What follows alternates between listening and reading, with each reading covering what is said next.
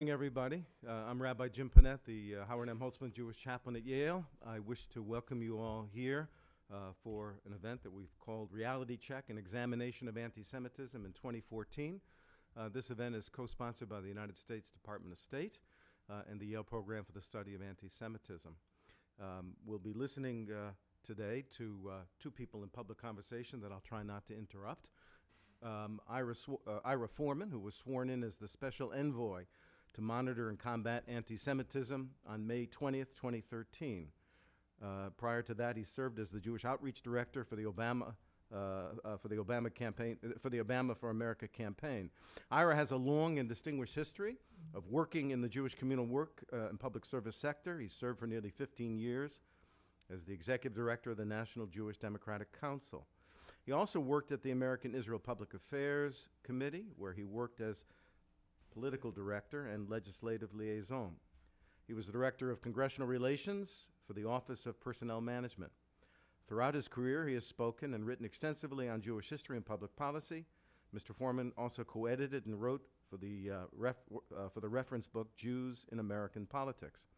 And I should note, due to no fault of his own, he is a graduate of Harvard University. Roya Hakakian is known to many of us here in New Haven, poet, author, human rights activist, one of the founders of the founding member of the Iran Human Rights Documentation Center, a fellow at the Whitney Humanities Center here at Yale University.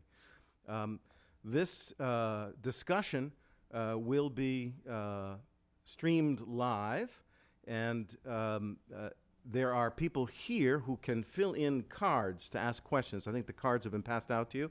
Send them down over here to Hanan, who will bring them to my attention. We are also able to receive questions via Twitter. The event is streamed at humanrights.gov/stateofrights.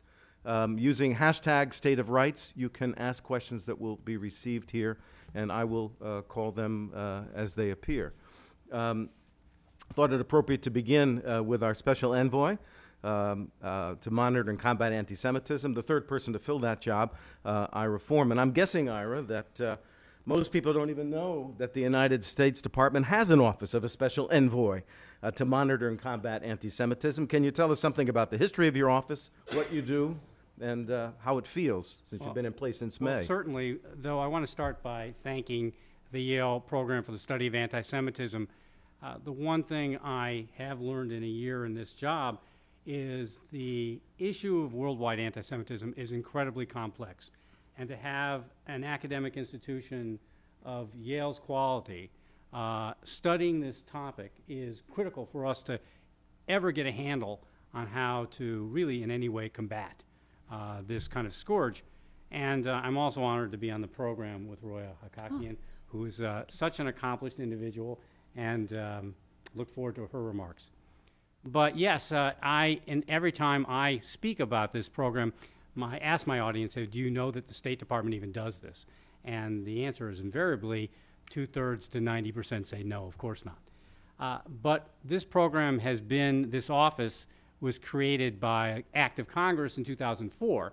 Though many of you know, when we hear about things happening in Congress, most often we hear of great partisan divides. And I will say, in the year I've been in this office, and when this legislation went through, it was unique in the sense there are no partisan divides here. This is an issue, one of the few issues certainly, that both Democrats and Republicans at the time in 2004, when it was bipartisanly co-sponsored by former Congressman Tom Lantos, current Congressman Chris Smith, former Senator George Voinovich, tremendous bipartisan support. And the office was actually set up 2 years later in 2006, and it is fairly unique. Only, to my awareness, only Israel has a comparable, in their foreign ministry, has a comparable office that is actually targeting directly anti-Semitism. And the title, Special Envoy to Monitor and Combat Anti-Semitism, is essentially what the office is all about. The monitoring is actually quite direct. The State Department every year issues both a human rights report, which was issued in March of this year, and an international religious freedom report, which usually follows in the following months. And we hope to have out very soon.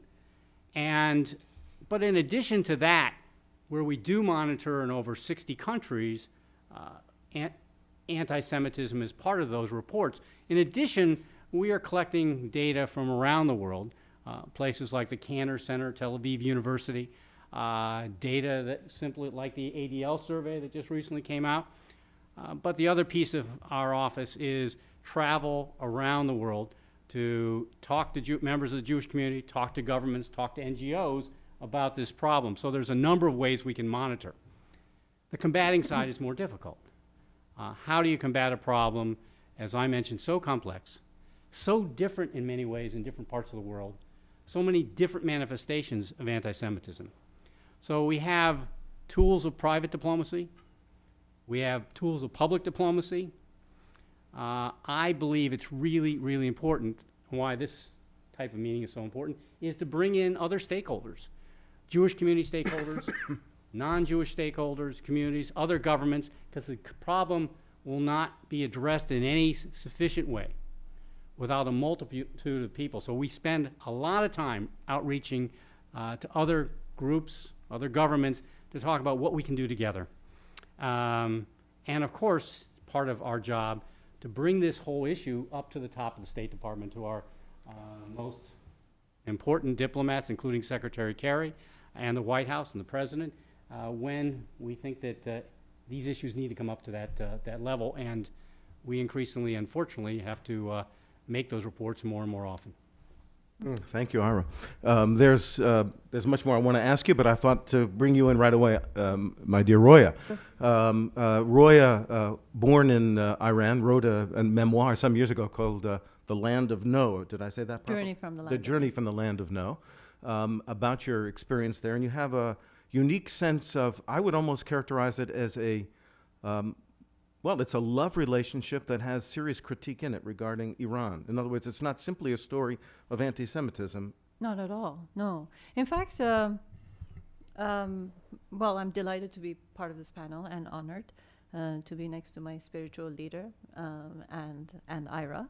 I specifically wrote the book because I thought that Iran was misunderstood, and part of that misunderstanding is that the notion of Iran being equaled, or the experience of my experience of being a Jew in Iran, being a young person in Iran at a revolutionary era, was somehow synonymous or written off as the same as the leadership that represented Iran. And I think that's really what I want to leave with our audiences today, if nothing else, that we pay a lot of lip service to the notion that we shouldn't assume that the Iranian nation or any nation under a tyranny is equal to its regime, that regimes cannot represent nations under those circumstances.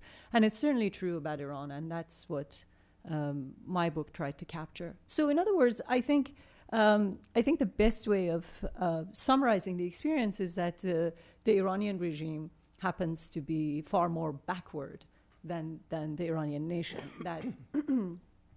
That while, for instance, the previous president, Ahmadinejad, was going around the world trying to really warmonger and hate-monger by denying the Holocaust and claiming that he intended to wipe Israel off the map, or whatever that translation was, because there was a great deal of discussion whether or not the translation from Persian into English was correct.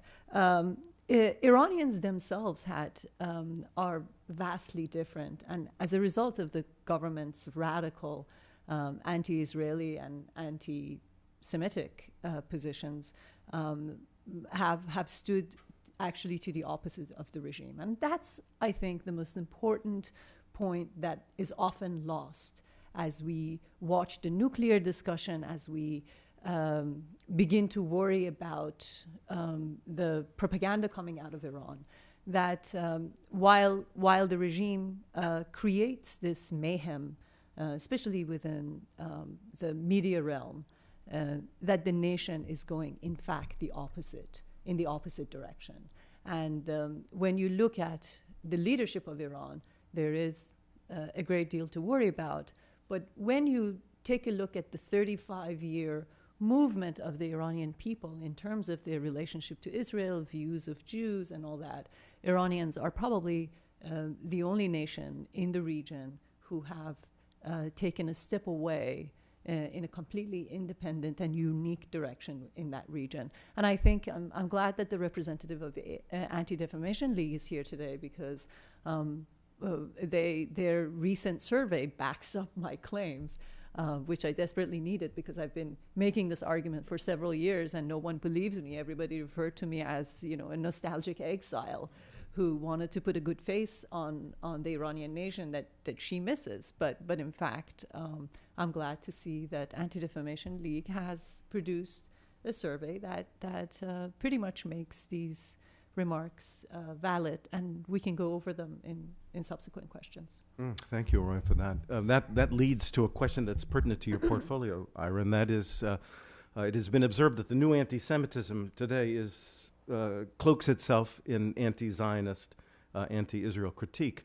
And I'm certain you've seen that phenomenon. The question, I think, is how you sort that out. Surely criticism of every state is legitimate and perhaps necessary. Are you able, to your own satisfaction thus far, to distinguish an anti-Semitic attack on the state of Israel from a legitimate critique of the state of Israel?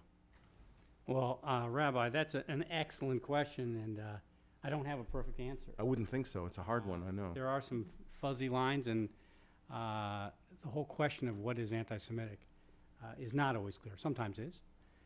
But in terms of U.S. policy, certainly we would like to have Israel treated exactly like all other nations. So that means criticism of Israel is legitimate, like criticism of other nations. It also means sometimes that even criticism we may not agree with is legitimate. The question is, where does it cross the line? And from a U.S. perspective, we have some kind of markers. They're not perfect, but they give us some really good direction. And the first is that criticism delegitimizing Israel? Is it making the case that Israel has no right to exist? Is it making the case that Zionism is the only form of nationalism that's illegitimate? When that's the case, that certainly has crossed the line. It also crosses the line from U.S. policy perspective when Israel is defamed.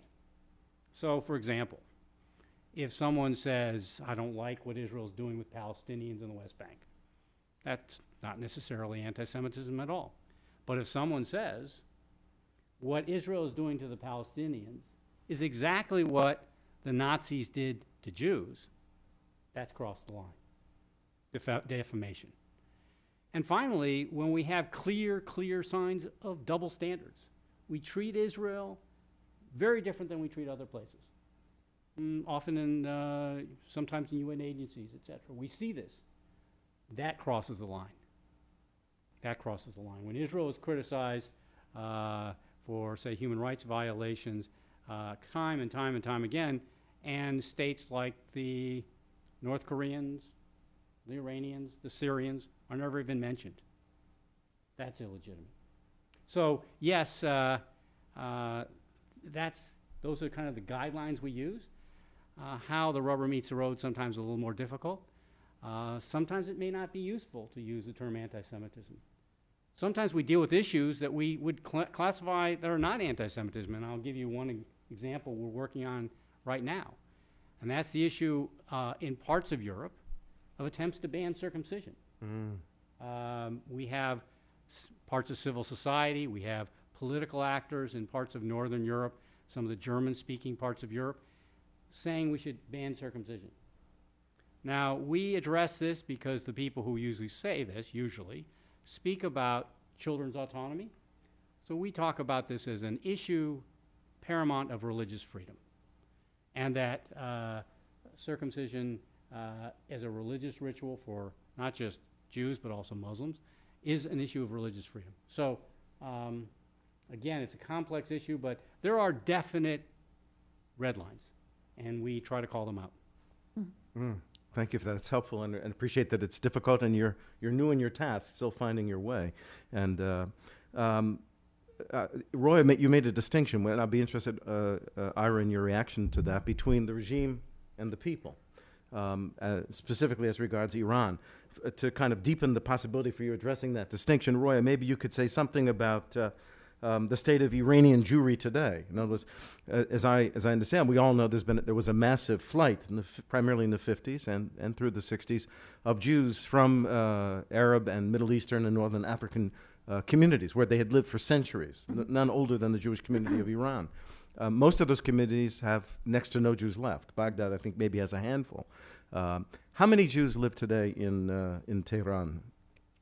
Well, the problem with all Iranian communities, even in the United States, is that it's held to get statistics from them, because you're talking about a population that has never learned or wanted or had any reason to collaborate with the authorities. So even Iranians in California today are reluctant to participate in census taking and all sorts of efforts such as this. So it's very difficult with Iranian communities in or outside of Iran when it comes to taking numbers. But it's particularly more difficult in Iran today because the Iranian Jewish community has, to my great dismay and sadness, has gone back to what it used to know. So we had a period in Iran that my father very eloquently speaks about where Jews were better off staying hidden or being unrecognizable from the general population. And then during the reign of Reza Shah Pahlavi and his son, Mohammad Reza Pahlavi, Jews left the ghettos and they became visible citizens. So you could recognize, Iranian Jews, and it was okay because Iran was becoming far more eclectic in terms of its religious and ethnic makeup, and accepting minorities within the fabric of the society was very much part of that regime was all about in creating one common nation. But then the Jews today, even though the Jewish community was recognized as a legitimate community, and Ayatollah Khomeini himself, a few weeks after the Iranian Revolution in February of 1979, said publicly that the Jews were welcome to stay in Iran because they were people of the book, they have gone back to the old mode of retreating to the hidden Jewish mode that they knew before the revolution. So taking census within Iran is very difficult. There are, prior to the Iranian Revolution, there was anywhere between 100 to 120,000 Jews living in Iran. And I have heard statistics that place that number today to less than a quarter of that number. So anywhere from 10,000 to 20,000 seem to be remaining in Iran. However, reporting on this community is extremely difficult. And I don't know a single journalist who has done a good job of going into Iran, interviewing or talking to people and coming back with a proper and balanced piece. Do we know whether the Iranian Jewish community is free to emigrate today, or are there constraints on their travel? So, there was never officially a ban on the departure of the Jews, but that's so. What interests me in the history of contemporary Iranian Jews in Iran isn't simply that my own background is Jewish, but I think anybody who's interested in Iran or the Middle East would learn a great deal about how this regime is operating by the way they're dealing with the Jewish community. This is part of what motivates you to want to establish here at Yale, if possible, an Iranian Jewish archive. Yes. Is that right? Thank you for that plug. Mm-hmm. You're welcome. Yes, yes. I think that, of course, it's of interest to collect the history of Iranian Jewry, but it should be of interest to anybody who wants to study the Middle East and the behavior of the contemporary, this current regime in Iran, to watch the way in which the regime treats the Jewish community. Now, to go back to your original question, the regime never officially banned Jews from leaving. But the regime never officially allowed Jews to leave either. So this is how it behaves in every possible way on critical questions. Is Iran developing nuclear weapons? You know, you come away from one nuclear negotiations, maybe not. Then you go home and you get intelligence from ground that maybe they are. So this is, I think, the way that the regime has allowed so many things to fall into a shadowy, uncertain gray area has been basically the regime's modus operandi, and the reason the regime continues to survive, because you never know. There's no definite answer. So when I left Iran in 1984, Jews were not officially banned from leaving, but when we applied for our passports to be renewed, and turned our passports in, our passports were confiscated. And when we asked when we can pick them up, they said, come back in 6 months. So when we returned in 6 months, we had to come back another 6 months. So rather than saying we're not giving you your passports, they were saying you have to wait 6 months. And each time the 6 months were prolonged. Until that, it wasn't until then that the Jewish community and other religious minorities in Iran, it's not to say that the Jewish community is actually the worse off religious minority in Iran. In fact, the Baha'i community is doing far worse and is being severely persecuted to the point that Jews have never known in post-revolutionary Iran. But since Jews are the topic of discussion today, the Jewish community realized that the passport applications had been altered after the rise of the new regime. And one question that didn't used to exist on passport applications was the question of religion. Religion had been added, and people started to simply respond to it truthfully. And until we realized that, you know, maybe we should be responding truthfully to the question of religion, and so we found corrupt people within the passport office who could be bribed and, you know, swap the initial applications with the truthful responses to the question of religion to altered applications, which is what I did. I left as an Armenian. My original application was eventually swapped. And I think some of this continues to go on. So it's easier today to leave Iran if you're Jewish than it was when I left Iran. And part of that has to do with the fact that the regime is far more secure and mature in its evolutionary or developmental stages of life. But back then it was far more insecure and had a harder time allowing people to leave. It's easier now, but there are no official positions, and they can always tell you to come back in 6 months. So thank you for that, Roy. So the distinction between the regime and the local population, the millions that live there, seems to matter significantly as we evaluate Iran, Ira. But I'm thinking, come to Europe, come say to France, where official state policy is very concerned about issues of anti-Semitism, and yet the local Jewish community, to the best of my reading, is terribly upset, feels itself endangered. So is the distinction between what the regime says and what's actually going on in a country one that is important for the State Department in general and for yourself and your particular role as envoy to monitor and combat anti-Semitism to consider? Well, as I'm listening to Roya, there are issues that are coming up that we haven't wrestled with. Now, we always look first in our office at what is actually happening on the ground. What are Jews themselves saying? What are they doing in terms of immigration?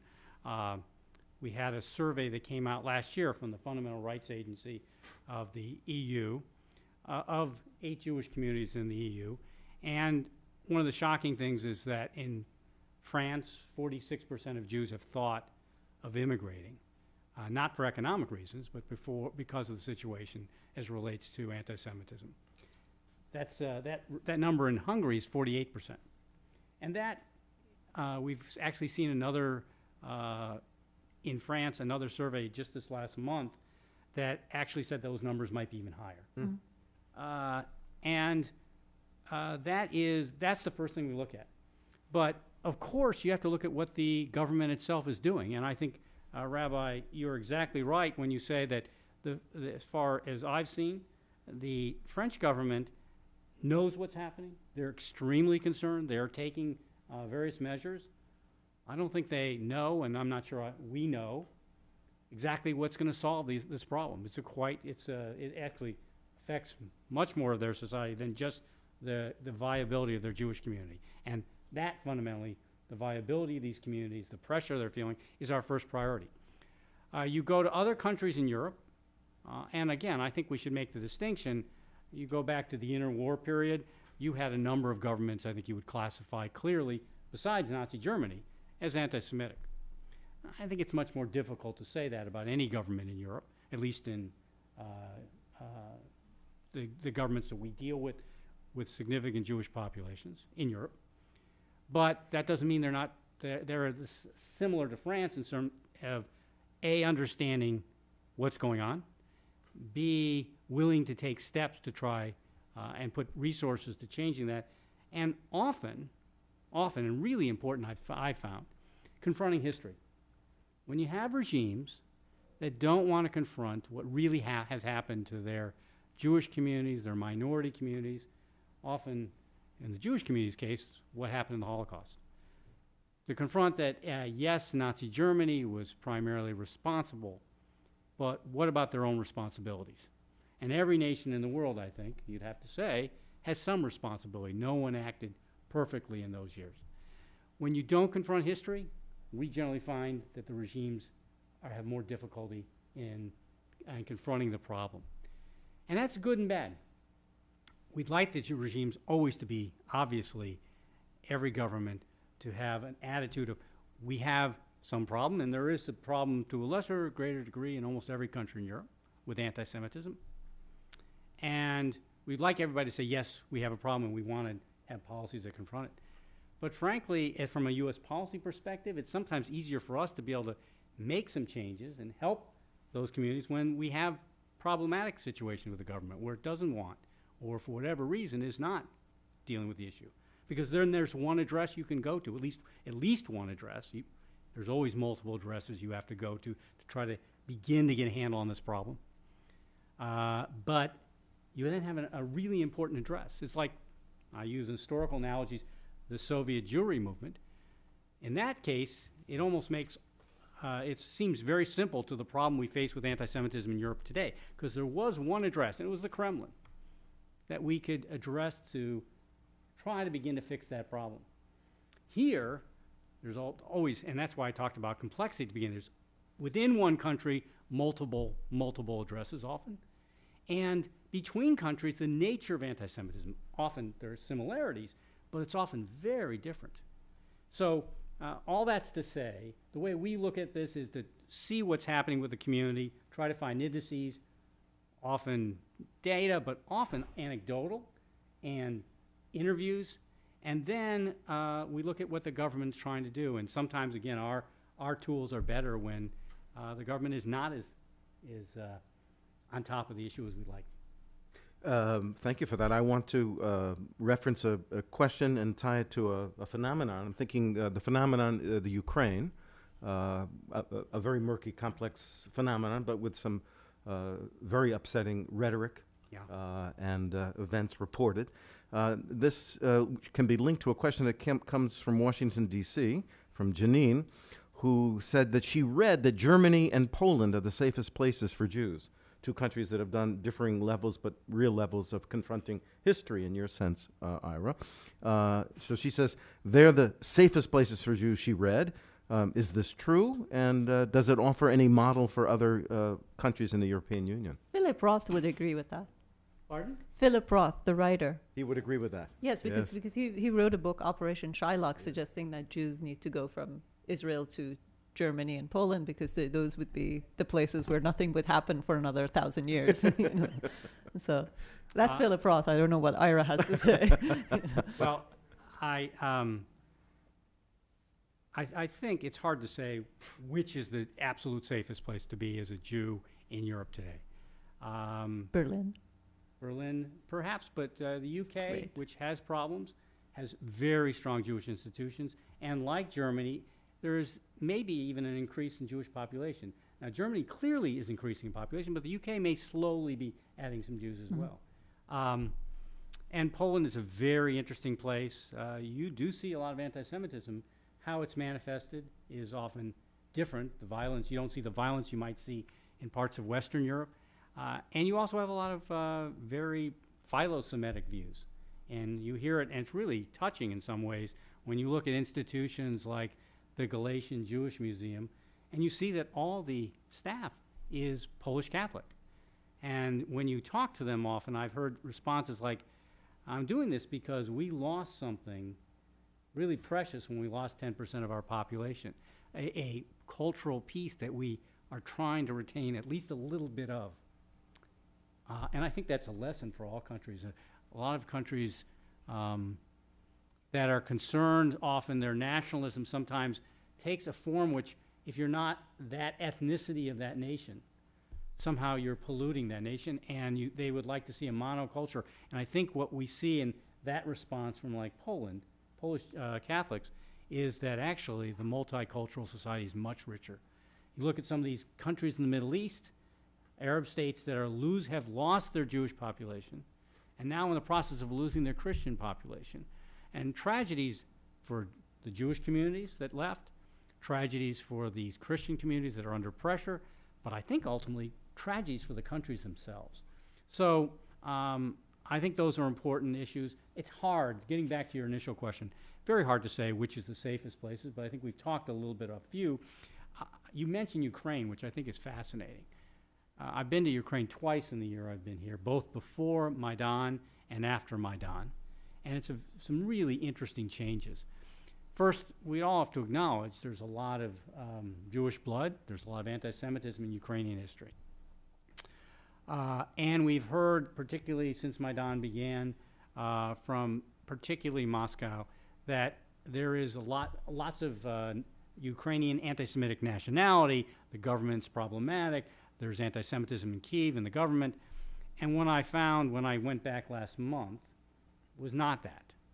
Talking to Jewish community leaders, I got as far east as I could. It was as Dnipropetrovsk, and essentially unanimously saying, these incidents that we have, in most cases we don't know who did it. Some cases we do. But even when we don't know, we believe they're provocations. They're happening by and large in the eastern part of the country, which is not the center of Ukrainian nationalism that has an anti-Semitic tint. When I talked to government officials when I went back to Kyiv this time, Kiev or Kyiv, depending on whether you're saying it in Russian or Ukrainian, when I went back, the line I got from government officials who were members of the Party of Regions, who was ruling prior to Maidan, the line I got almost unanimously was, we have no anti-Semitism in Ukraine. And I politely would say to them, that's not credible. We have anti-Semitism in the United States, and we are probably the friendliest country by far in the world, with the possible exception of Israel, to our Jewish population. And we have no anti-Semitism. This time, I hear a government saying, government officials, often in the exact same offices, and sometimes the junior people in that room are the same people because they haven't changed. And they're saying, yes, we have a history. And yes, if we're going to have a successful modern Ukraine, we're going to confront this. And we have to confront it because it's a part of our rich history. Very different response. And the Jewish community says, we see what you hear about in the West, we believe, even when we don't know for sure who did it, it's provocations. And it's not coming from the government, and it's not even coming from the nationalists in like private sector or what's called Svoboda, another party that historically has anti-Semitic roots. So fascinating dynamic there. And despite the history of Ukraine, you actually even see some optimism in the Jewish community. Interesting. Please go ahead. I was really interested in one comment that you made about whether or not the term anti-Semitism applies to certain situations. So what did you mean by that? Because I think I know, but I'd like to hear it from you. To call someone an anti-Semite essentially ends your conversation. As I like to say, you call someone an anti-Semite, you've hit them in the face with a 2x4. Now, sometimes it's appropriate. It's clear, etc., and sometimes appropriate. Sometimes, in terms of certainly personal, what's going on in that person's mind, you don't know. You can say what they're saying we interpret as anti-Semitism. We talked about those delegitimization, defamation type of issues. But sometimes you want to have a conversation. And sometimes saying, we don't believe this is legitimate, we believe this crosses the line, is a better way, I believe, to continue to have that conversation. Mm-hmm. So I don't think combating anti-Semitism means necessarily that you say this is anti-Semitic or you're an anti-Semitic the most times you can. I think that's got to be, the way we combat this has got to be both complex and often subtle. And sometimes it's quite appropriate to say it. Sometimes it may not be best to try to get to the where you want to go. Mm-hmm. Just to give you an example, Roya, we were talking about circumcision. If someone like the 6 Nordic ombudsmen for children have said that they have come out for a ban of circumcision in their countries, and they say it's because of children's autonomy. And other people say it's because that the risks are so terrible and there's no benefits. So I don't think it would, no matter what I think someone may be feeling, if someone's saying that, I'm going to make my arguments on religious freedom. I'm not going to say this is anti-Semitic or Islamophobic for that matter. I think it's really important to take them at their word and say, okay, this is an issue of religious freedom, and so you're making the argument children have pain that persists psychologically through their lifetime. You're making the argument risks are far outweighing and are great and benefits are no. And I say, okay, let's have that argument on religious freedom grounds. And on religious freedom grounds, we don't protect all forms of religious activity. We say, is there a compelling state interest to stop that form? So I would then come back and if people who are making that argument and say, okay, our largest studies, for example, the American Academy of Pediatrics, would say that benefits, clear benefits, far, far outweigh risks. Mayo Clinic, this publication this past month say benefits outweigh risk 100 to 1. And there are no studies whatsoever. There's no indication that there's any permanent traumatic pain. Mm-hmm. And so where's the compelling state interest? And religious freedom is now being overturned without any kind of compelling interest. So that's the argument we need to make, and I don't think throwing around terms of anti-Semitism when someone's claiming another reason is going to be useful. Mm-hmm.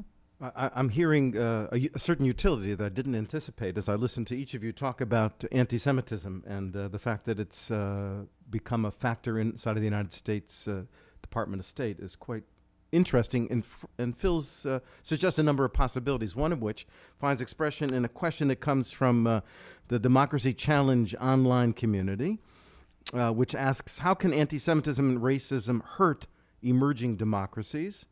And then a follow-up question, which I think each of you might address. Why is diversity beneficial to a democracy? You want to start off on that, Roya? Sure.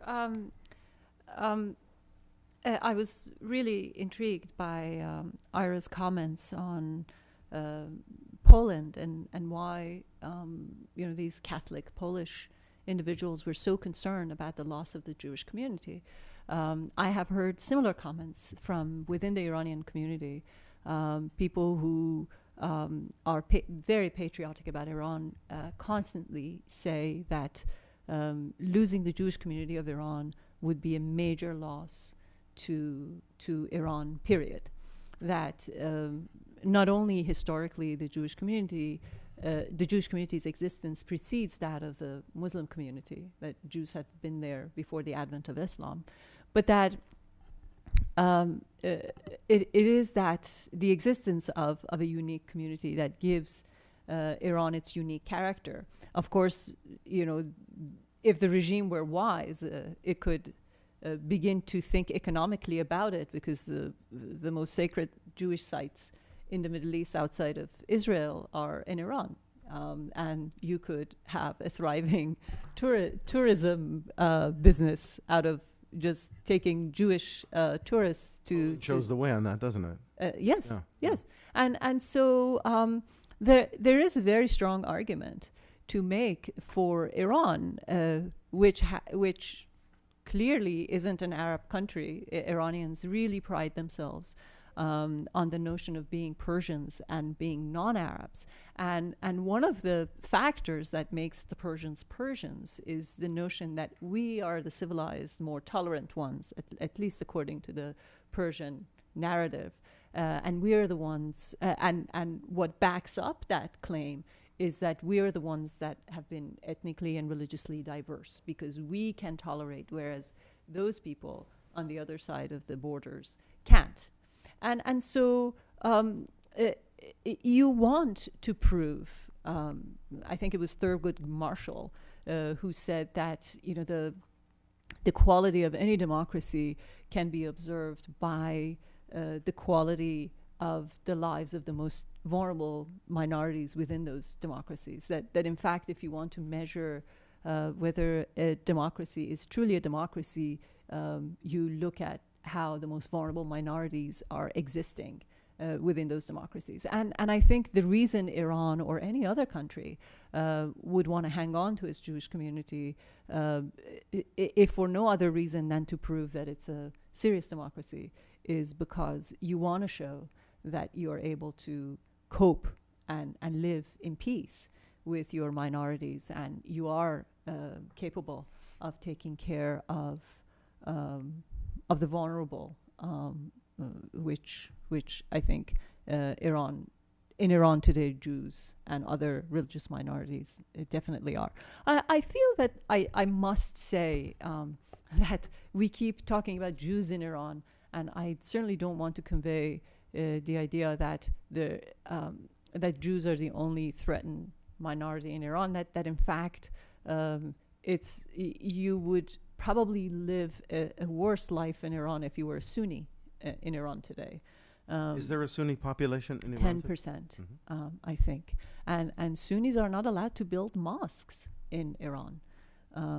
And, Sunnis have a much harder time of being religiously free in Iran than Jews have. So I think, in the interest of being fair and balanced, we should mention that there are other religious minorities in Iran who have a much harder time and are far more seriously persecuted than the Jews are. So you're suggesting that the treatment that afforded the Jews has implications for other vulnerable communities? Absolutely. In Iran, perhaps elsewhere as well. Any comments on that, Ira? Well, I would agree with much of what Roya has said. I am not an academic that can point to statistics and data that would say a multicultural society is more beneficial. I think we have a strong bias where I work in the U.S. State Department for many reasons, that multicultural societies are stronger. Certainly our own history. Our multiculturalism, it's been a long and difficult path often, and is not always totally complete. Mm-hmm. But we've had, I think around the world where I go, people are marveling at our example, where we have come to. And so there's a wishfulness by people who believe in democratic principles, et cetera, to be able, how do we follow the U.S. model? So I think we certainly have that bias. Whether I can prove it academically or not, that's a stronger society. I think we strongly feel that. And I think there's a lot of historical analogies we can use. I love the story of the Sultan of the Ottoman Empire in 1492, questioning what kind of king and queen, meaning Ferdinand and Isabella, would kick out their most productive members of their society. I'm happy to take them, and he did. I'm fascinated when I was in Greece recently, where conspiracy theories and the protocols of the Elders of Zion are ubiquitous, and Golden Dawn is a neo-Nazi, deeply anti-Semitic, deeply violent party in Parliament, talking to NGOs who say, part of some ways that people now in Greece interpret Hellenic civilization, Greek nationalism, is to say we were a pure kind of ethnicity and race. And so all these foreigners, not just Jews, but all these, more importantly, the refugees coming in from Asia and Africa, they're polluting our Greek civilization. And the irony of that Hellenism, which was so successful for 1,000 years, thrived on the integration of different cultures. And that was in some ways the height of Greek culture and the Greek nationalism. And the other irony is this: whether we think multicultural societies are good or not, and we all, I think in this panel, certainly think strongly that they are, it's happening. In this modern world, with economics, etc., a country like Greece is going to be multicultural. There's no way going back. And I think most governments in Europe understand that it's inevitable. So how do we live with that and take its strengths and integrate different groups that are coming in? So I think that's a powerful piece, and I'm proud the United States sometimes can serve as a model in this area. Rather than taking the risk of ending on that upbeat hope, I do wish to note that anti-Semitism has been called the longest hatred. And there's a question from our live audience that emerges from that sense. Is anti-Semitism ineradicable? And why, in any case, is it so persistent? Perhaps each of you might care to comment on that. I think I often think about anti-Semitism in relationship to misogyny because I experience both. And I write often, as I impose on you to read, about the fact that I think the problem that we in the West have identified as Islamic fundamentalism in the Middle East is only disguising itself as Islamic fundamentalism. It's actually misogyny. That wishes to cloak itself behind the look of Islamic fundamentalism, because once we label it as Islam, everybody else in the West says, well, this is their tradition and their religion, and we can have nothing to do with it, and we can intervene, and we can't. It's their thing. But if we call it misogyny, which I think what it is, truly, then we can intervene, because we believe in human rights, and we believe in that these rights should be afforded to all people around the world. That for the same reason that people, because of their virtue of their race, shouldn't be treated as lesser people, they also shouldn't be treated as lesser people for the virtue of their gender. So I see them as I see misogyny and I see anti-Semitism, because of my own personal experience, as being the two sides of the same coin, and that's a long argument, but I think in relationship to the Middle East, it certainly applies.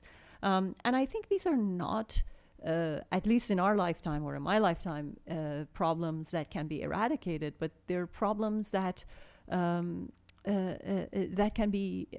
fade with the sort of strides that a society makes as a whole. There was something very interesting in the ADL survey that came out, and with a friend who's much more of a historian than I am, we sat down to look at the details of the ADL numbers with respect to Iran, and something that was very remarkable about the ADL survey with respect to Iran was that it had the lowest numbers of people who believe that Jews are making too much of the Holocaust in the Middle East. And so we started with this friend discussing. It was only 18%, I believe.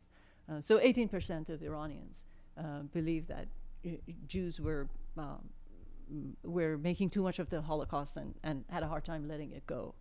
And so we thought, why should for the same question anywhere else in the Middle East, people say, stand at 70% and 80%, and Iran would be 18? Well, part of that is because Iran is, we had a president in Iran who was completely unloved, at least during his second term of presidency, against whom the population turned.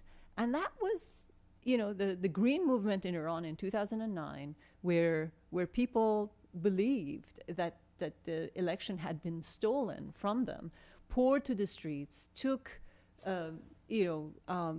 demonstrated against Ahmadinejad, and underwent that process of rising up, standing against the tyrant, speaking up. It was an educational process, because they began to also question his platform and his propaganda, at a cornerstone of which was the denial of the Holocaust. So I think societies, in the process of reaching for greater civil liberties, equality, freedom, and democracy, undergo, whether they want it or not, a reform or an education in anti-Semitism, and other afflictions such as misogyny and racism, and et cetera, et cetera. And in Iran, the reason now we see that only 18% of the population believe that the Holocaust is something that the Jews can't let go is because 5 years after Ahmadinejad, the fact that the nation had to confront this president and together think through his entire propaganda machinery was a major point of education. And I think each time we do one of these things as people, we take a step back from anti-Semitism, from misogyny, and from all these terrible things that we are trying to do away with. Thank you for that, Roy. Ira, do you have any concluding remarks on this question of eradicating anti-Semitism? Yeah, the ineradicable or possibly radical hatred? Well, I don't know the answer to the question of whether anti-Semitism will ever be eradicated. I always like to look at history as kind of a little bit of a guidepost. And we can see that in history, we can go back at least 2,300 years or so and see forms of anti-Semitism. We can see anti-Semitism morphing into different forms, often with different arguments, but with some basic principles behind it. We see it today in Europe and other places. So this is what I do think. I don't think that we will see the end of anti-Semitism in my lifetime, or in my children's lifetime, or my grandchildren's, or many, many, many, many generations. But I don't think that's the key question. I think certainly in the Jewish tradition, and I think in other traditions, the issue is not can we eradicate evil? The issue remains, we have to fight against it. We have to give future generations tools to fight against it. We have to make it better. Whether we eradicate it or not, history will tell us eventually. I don't expect it anytime soon. But our job is here to fight it with every means we have and do it in the smartest, most effective way we have. Beautiful, thank you. I think we can conclude here. If you have additional questions, I'm speaking to people online and here. We are happy to continue the conversation online.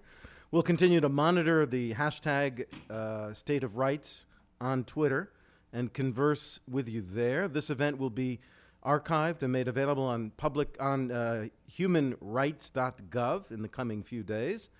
Special thank you to Yale University and the Program for the Study of Anti-Semitism, U.S. Department of State, for co-hosting this discussion, and thank you to everybody who participated today. Thank you. Thank you, Rabbi. Thank you.